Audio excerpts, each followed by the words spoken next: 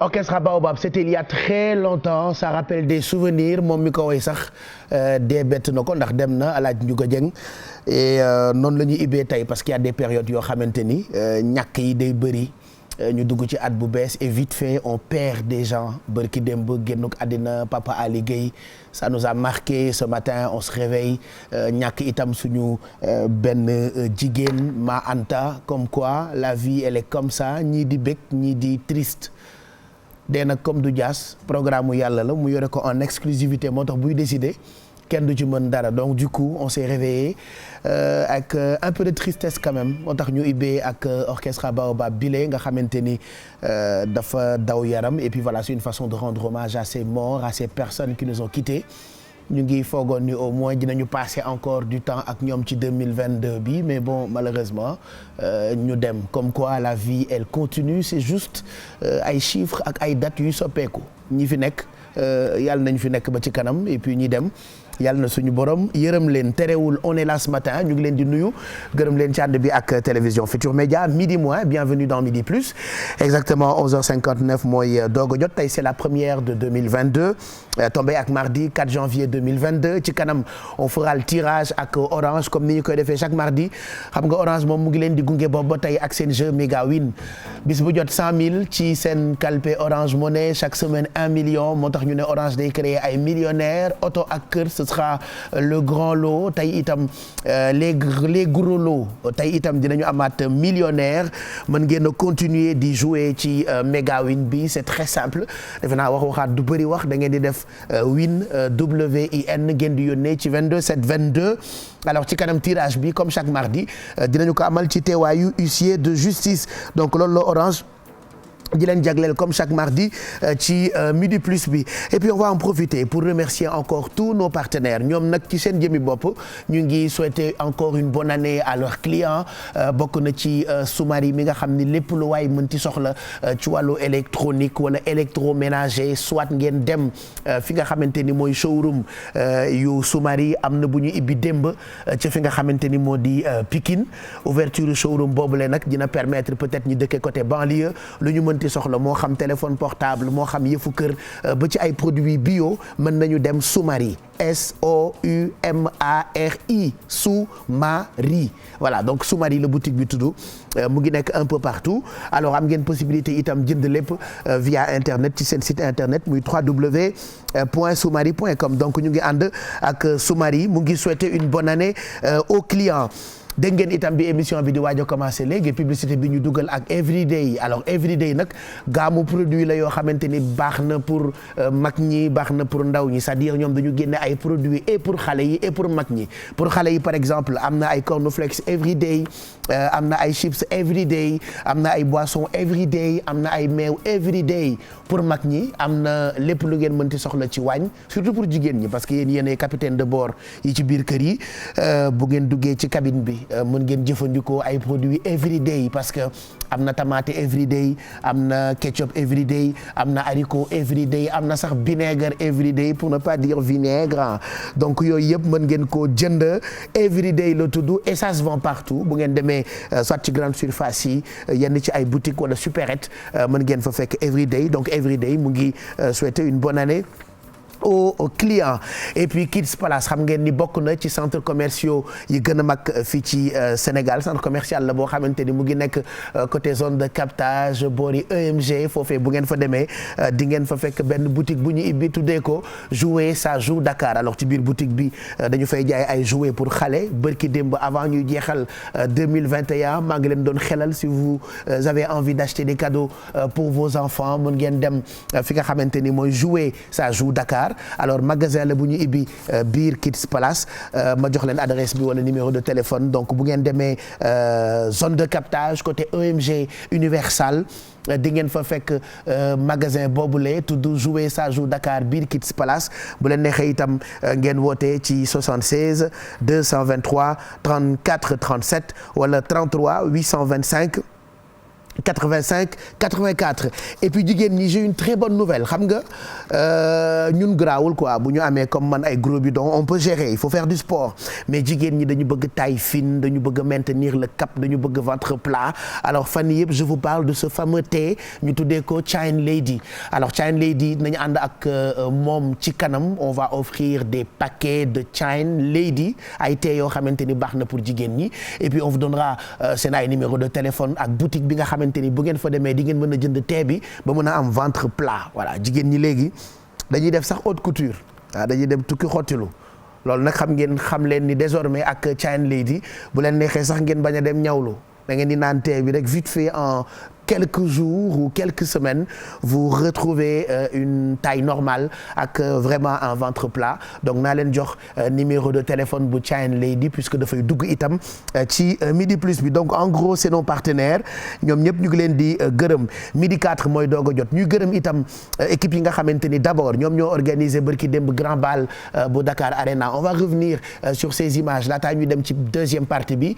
pour recevoir benn invité boo xamante ni vous l'aimez tellement moom tamit il prépare son événement il est jeune il cartonne surprise lay nekk je vous donnerai pas plus de détails mais on va revenir ci 1er janvier bi passé Palais des Sports Dakar Arena c'était tellement exceptionnel ñëpp fekkee ko mu nekkoon une fête nationale Youssou Ndour qui promet un autre grand bal le week-end prochain fi nga xamante ni mooy Gambie il y a d'autres dates qui sont prévues su fekkee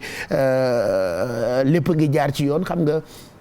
Covid bi moom kenn xamatul période bi ñëpp a grippé sama classe gi ñii xurfaan ñii soj ñii di sëqët ñii di grippe doo xam sax donc du coup puisque tout le monde est malade nañu jéem a faju rek te gën a respecter encore mesures barrières yi parce que ñun ñëpp bàyyi suñu loxo man takkatuma masque toccomee diwootuma pour faire simple diwootuma ak gel hydroalcoolique bi accolade yeeg ñoom seen lépp lañ ko reprendre et pourtant borom xam-xam yi ñu ngi ñuy ñaax toujours pour ñu continuer di respecter mesures barrières.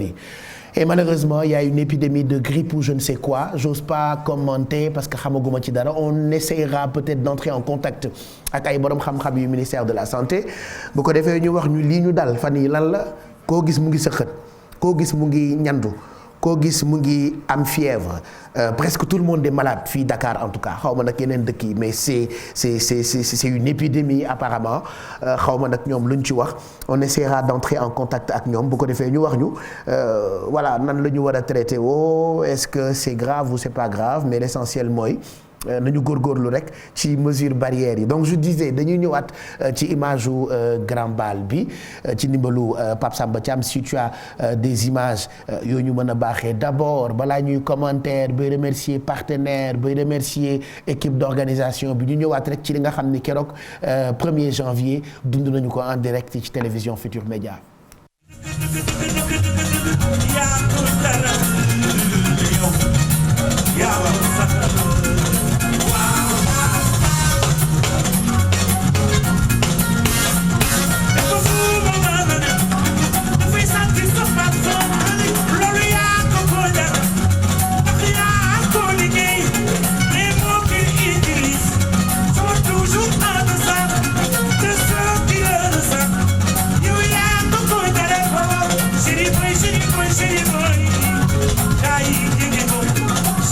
Chérie boy,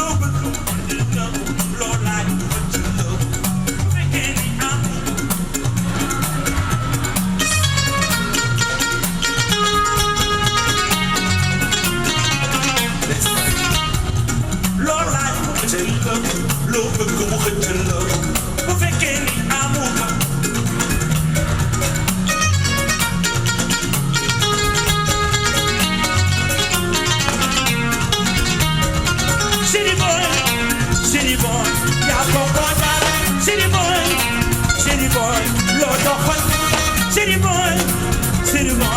loo def noonu city boy yaa bokko dara Youssou Ndour maa jigéen bul yeexal dara nanga gaaw te di jël ci soxla yi ñoom ñoo ma gën ñoom ñoo ma gën ñoom ñoo ma gën moom ñoo ma gën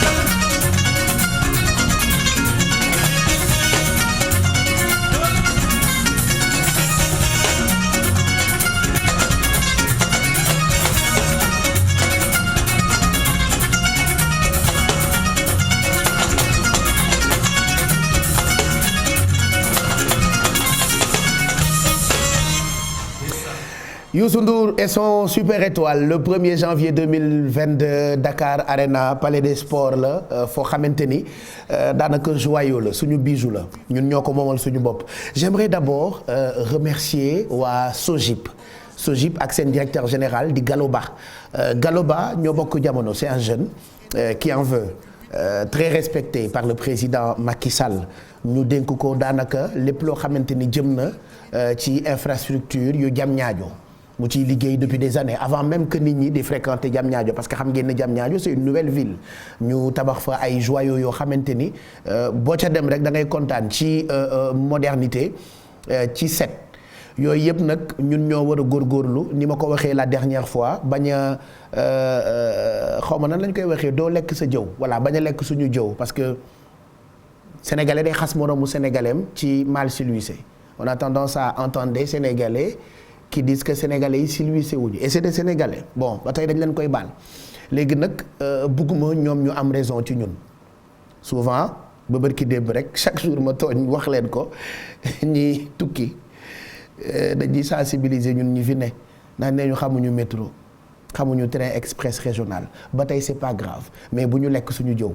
nañu fexe ba sàmm bërëb yooyu la muy train express régional bi muy joyaux yu mel ni Palais des Sports Dakar Arena parce que c'est tellement magnifique la dernière fois on a bi soirée bi jeexee metti woon na à l'aller comme au retour mais amaat nañu envie delluwaat fa dundaat ay événements wu envergure yu toll noonu et on remercie encore les équipes yu SOGIP avec notre ami Gallo Ba qui vraiment fait un travail remarquable. Regardez par exemple ces images yi nga xamante ni ñoo ngi ko jël ak équipe technique yu télévision Futur Média merci Pape Samba Thiam ça c'était à l'aller bi ñuy dem itam am na ñoo xam ni daanaka dañoo fanaan ci yoon bi ba 4 heures du matin nit ñi di yegsi di rang pour dugg ba 4 heures du matin mooy am embouteillage pour yegsi fi nga xamante ni mooy Palais des Sports bu Diamniadio ñu tuddee ko Dakar Arena parking yi itam fees dell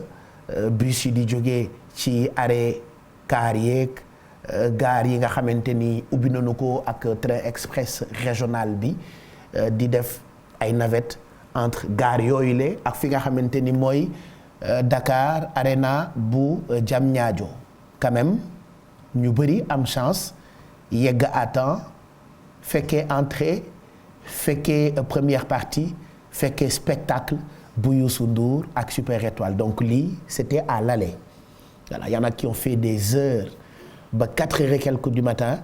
sama classe ki nga xamante ni événement bu jot bu dee billet ñaar téeméer la dañuy jël billet yi di ko jaayee ñeenti téeméer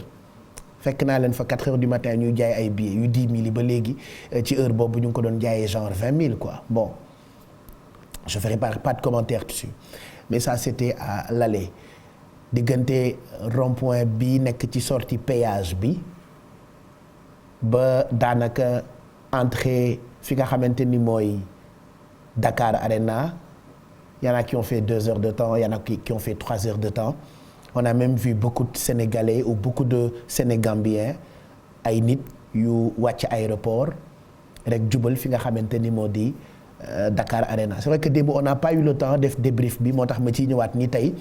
ci mardi bi voilà léegi on va vous montrer image u retour bi voilà bi soirée bi jeexee itam même chose regardez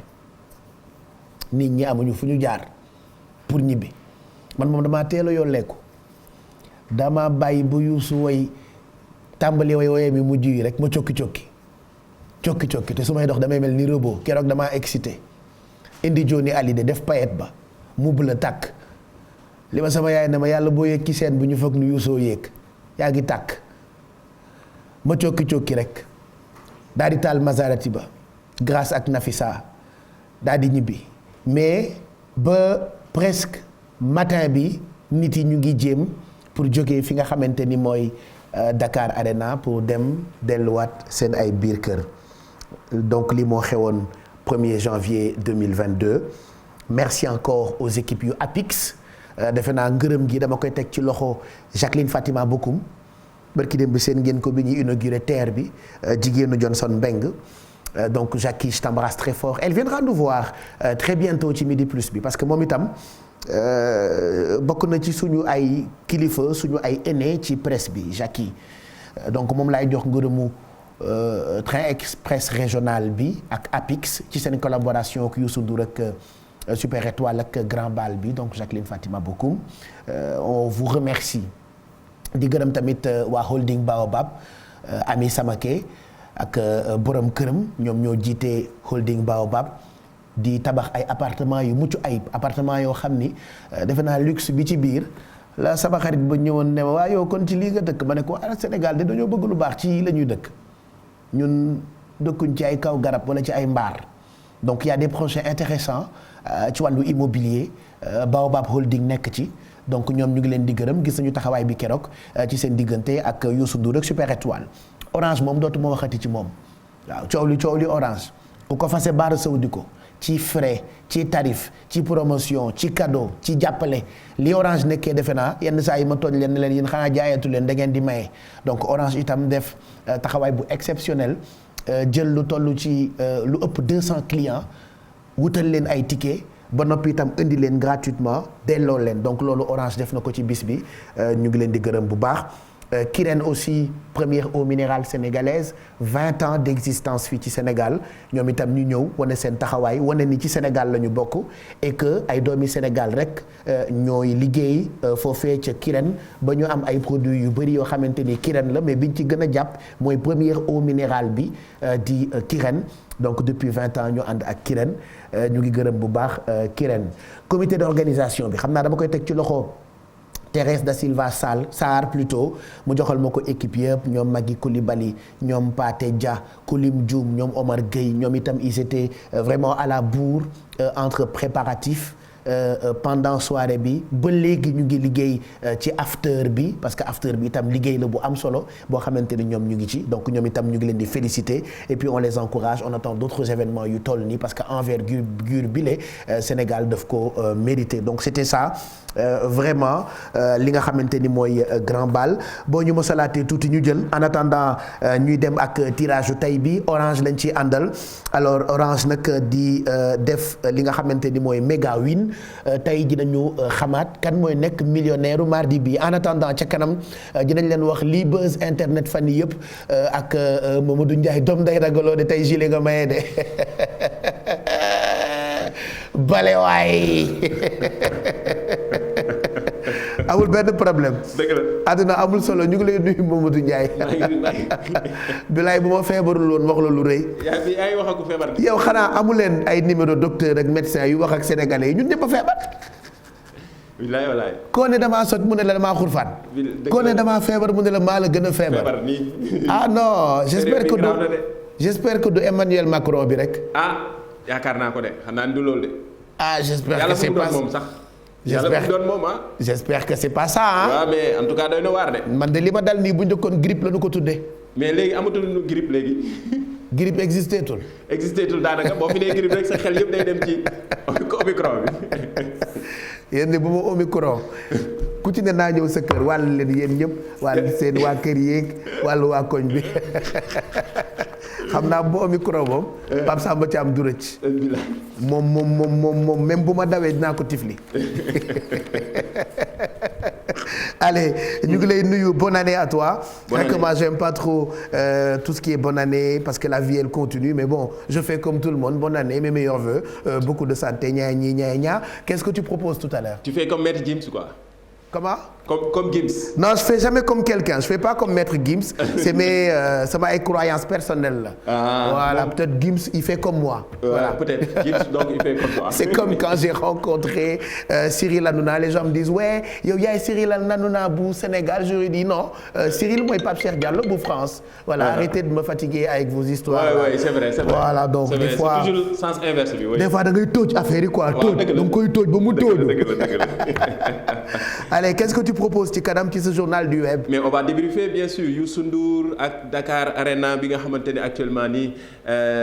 toile bi explosé na dinañ ci wax ci aussi tamit jël quelques réactions internautes yi d'ailleurs turam bi moo nekkoon tendance Twitter ci 1er janvier ci guddi gi turu Youssou Ndour moo nekkoon ca kaw. lu ko waral mooy Dakar Arena bi nga xam ne monde entier bi yëpp ñu ngi ko doon commenter preuve yaa ngi noonu ci kanam dinañ ko ñëw gën ko détailler mais surtout waxee aussi tamit ci yenn ci internet yi dafa embouteillage bi wax nga ko sànq li mu créé ci embouteillage mais surtout ñenn ñi nga xamante ne ba 4 heures du matin yegg si ñu woon d'ailleurs Youssou Ndour daje nag yenn wayal leen ba pare daje ci yenn ci fans yi yëkkati xaalis jox leen vidéo bi ci kanam dina leen ko wan preuve bi di ngeen ko gis daje naag ñenn may leen xaalis ne leen ndax ñoom jotuñu yegg wala yegg bu ñu yeggee li ñuy tombé ci son yi bariwul quoi ci kanam dinañ ci ñëw ndaxte ñoom seen bopp def nañ post ci TikTok bi ci réseaux sociaux yi ñun on voit tout ci kanam dinañ ñëw détaillé leen soirée Dakar Arena mi ngi noonu message yaa ngi noonu ak vidéo bi ci kanam dinañ ci ñëw gën ko détaillé dinañ waxtaanee aussi lamb ji 1er janvier bi nekkoon na loo xamante ne lu doy waar la defetu Balla Gaye bi mais surtout ak vidéo yi nga xamante ni ñooy def buzz ci TikTok ak kii di Bombardier mi nga xamante ni moo gagné combat bi ak internet yi ni ñu ciy tooñantee surtout yenn image yi nga xamante ni elle est devenue virale ci kanam dinañ ci ñëw waxtaanee aussi sànq ki ñu doon wax Gims mi nga xamante ni dafa def vidéo nee na bëggul kenn di ko wax voilà bonne heureuse année ak yenn message yi nga xamante ni moom ci conviction ak gëm-gëmam nee na bokkul ci li mu gëm ci kanam dinañ ci ñëw ndaxte vidéo bi tamit monde entier bi yëpp moom la ñuy waxtaanee El Hadj loolu moo nekk fi mu ne nii actuellement nii nga xamante ni moo gën a fës ci internet beeg ci réseaux sociaux yi. ko tegaat. bon waaw d'accord ok merci Mamadou Ndiaye. Voilà. am nañu ko gëmul man de gëmuma bonne année déwénati yi ñuy waxante sax gëmuma ko baal ma ak baal naa la lendemain ñu tooñaat la. La vie elle continue c'est juste des dates et des chiffres. El Hadj waaw. yaa ngi may dégg photo boobu gis nga ko waa ji mi ngi mel ni moom moo soirée bi moo woy. yow kii dafa neex nee na léegi pour concert bi dañu bàyyi ba ci kanam quoi bu ñu ko tegaat yow kii xamul ni concert bi wër na télé yëpp YouTube ak fépp a ngi koy teg bu ñu ko tegul fii it ñëpp a ngi koy jàpp. yow ba bàyyi ba kii bu ngi nii rek yàlla xam nga dafa sàkk Youssou Ndour à part. waaye daa sàkk bu muy à part de kii moo raw frère Bogdanov à propos des frères Bogdanov. L'autre frère est mort aussi. J'ai vu que tu n'en as pas parlé. Et pourtant nous autres sama génération on a vécu des années entières yoo xamante ni c'est les frères Bogdanov qui nous ont permis de comprendre plein de choses ci affaire u science. C'est vrai que du seen jamono yéen xale yi mais ñun mag ñi on a été vraiment éblouis séduits impressionnés par leur visage ñoom les frères Bogdanov kenn ki dee keroog ndax Covid parce que bëgguñu woon vacciné wu 6 jours après démb ki ci topp dee il faut en parler quand même bàyyi leen xel ci mag ñi marqué na sa enfance voilà di leen bàyyi xel ci ñun tamit effectivement yéen rek moomu leen internet bi démb bi mu defee annonce bi déjà ci internet bi vraiment décès wu beneen frère Bogdanov bi nga xamante ni marqué na enfance ñu bare fii ci Sénégal comme yow ni nga ko waxee El Hadj démb en tout cas ci toile bi ak ci réseaux sociaux yi ñëpp def nañ annonce bi 6 jours la ñu rawantee benn frère bi njëkk a génn àddina ndax Covid mais surtout keneen ki topp ci 6 jours après mu nekk ñoo xamante ni tamit ñu bari naqarlu nañ ko di seen génn àddina bi nga xamante ni vraiment Covid toujours Covid rek fi mu ne nii ci jamono ji El Hadj en tout cas marqué na sa enfance ndax li ma koy wax bari na oui plein de gens de ma génération xam nañu frère Bogdanov. Bon ben de toute façon ils ont toujours refusé que musuñu def chirurgie esthétique. Voilà comme quoi àdduna moom dafa xaw a doy waar c'est des jumeaux en plus kenn ki dee 6 jours après keneen ki fekki ko. ben voilà donc ils sont partis en tout cas temps yi moom dee yi. duggaguñu 2022 sax mu commencé takarnaase yàlla na yàlla bàyyi ñi fi nekk. et puis ñu dem yàlla na yàlla yërëm leen merci Mamadou Ndiaye et à tout à l'heure allez midi 24 mooy doog a jot ci kanam tuuti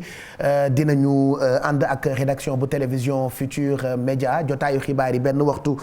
ci lañ ci nar a ànd ak ñoom waaye lu ko jiitu dinañ leen won titres yi balaa ñuy recevoir Orange pour tirage ou méga win bi on va écouter de la musique bon Pape Samba mais pas le concert on va mettre quand même benn Souleymane Faye est-ce que xam ngeen ne Souleymane Faye mu ngi waajee célébrer xaaral ma xool. mu ngi waaj a célébrer 73 ans voilà donc Souleymane Faye il va fêter ses 71 ans voilà 71 ans lay am le 23 janvier 2022 il a fait ce message ce matin pour waxal ñu ko c'est pour ça qu'on a envie de mettre cette chanson elle est douce elle est trop belle et puis le message est trop fort diggante xarit ak moromam rappelez-vous way la bu ñu tëggoon il y a très longtemps ak xalam 2 booba tàng Passepartout bu RFM judduwul waaye bi mu màggee dégg na way bi xarit laata Doudou Ndiaye Coumba Rose di génn àddina Souleymane Faye wooluwaat ko ñu tëggaat clip bi woy bi dafa intemporel comme quoi classique yi comme ay woyu Youssou Ndour belle chanson ma ciy béggal connaisseurs yi voilà connaisseurs yi bokk na ci suma mag Ibou Diop Ndiaye ci dëkk bu ñu naan France ñu ngi koy béggee bu baax Baye Kumba merci d'être avec nous ñu ngi nuyu suñu xarit yëpp ak fu ngeen mënti nekk maman Kinouchka on t'embrasse très fort ñu ngi lay béggee fu ñu toll au natif de ce jour itam fàttewuñu leen borom anniversaire yi ñu ngi leen di ñaanal gudd fan ak wér gu yaram Fatou Fa c'est une petite sœur qui m'adore depuis États-Unis ñu ngi koy nuyu bu baax et puis di xalaat aussi Safia bu Sen TV boo tuddee ki nga xamante ni mooy Fatou Fa mu kontaan on vous souhaite en tout cas une très bonne journée laata ñuy dem di fekki Mamadou Ndaw bu Orange ak huissier bi nga xamante ni mooy superviser tirage u millionnaire u Orange bi dañuy fekki ci beneen plateau bi ki nga xamante ni moo di yaayu Cheikh Tidiane Fatou Kiné jigéenu Zal centenaire ñu ngi lay nuyu Fatou Kiné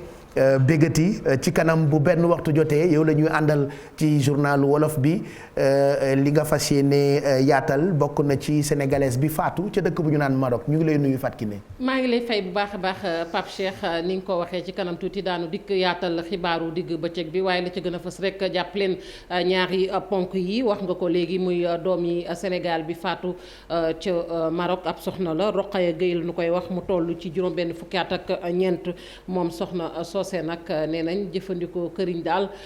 moo ko indil giraawaali googe mu mel ni kon dafa mel ni ku nu xër rek xëy na ñàkkul li ñu jàpp rek mu fanaanook ànd mbaa boog lu ni mel ba mu indil ko jafe-jafe boobu mu jëfandikoo ko ndax sedd ba moom moo taxoon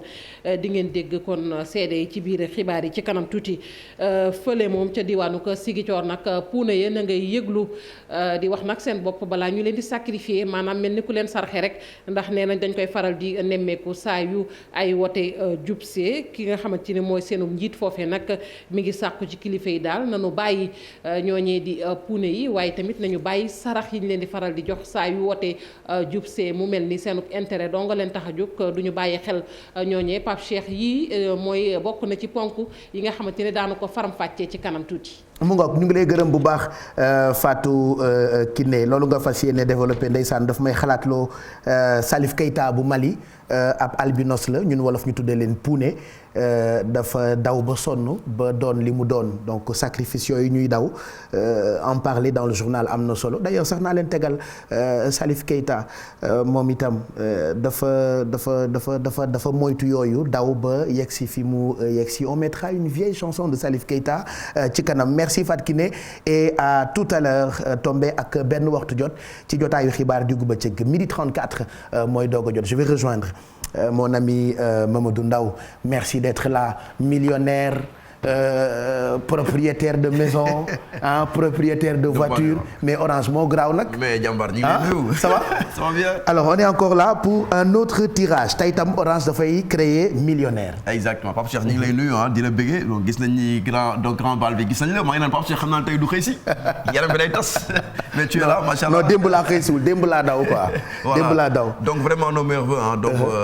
vraiment honore tout le personnel de Sonatel donc ñu ngi amaat mbégte encore une fois. di ñëwaat fii ànd ak suñu benn millionnaire boo xam ni Orange def na ko mais également accompagné de l'huissier monsieur Lamine Diouf qui représente le cabinet Maître Wendé Dieng. Donc on est là avec notre heureux gagnant monsieur Alioune Faye.